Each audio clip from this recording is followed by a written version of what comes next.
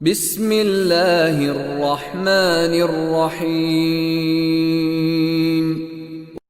يا أيها الذين آمنوا لا يحل لكم أن ترثوا النساء كرها ولا تعضلوهن لتذهبوا ببعض ما آتيتموهن إلا أن يأتين بفاحشة مبينة وعاشروهن بالمعروف، فإن كرهتموهن فعسى أن